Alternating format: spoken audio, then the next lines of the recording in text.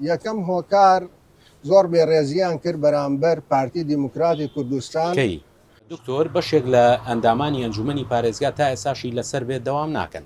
بەڵێ بە ژێرەیەوەی کە پارێزگاری کەرکووک یەکێتیە. بەڵێ ئەمەش هەر ئەبەسیتەوە بۆ بابەتەوە یاخود شتەکە ڕقەبەرایەتیە چییە؟ لەبەر دوو هەنگاوە و دوو هۆکاری هەیە. بەڵێ یەکەم هۆکار زۆر بێڕێزیان کرد بەرامبەر پارتی دیموکراتی کوردستان کەی کاتێک کە تەشکیلی حکوومەتی محافظ و ئەنجومەنیان کرد بێڕێزەکە چی بوو؟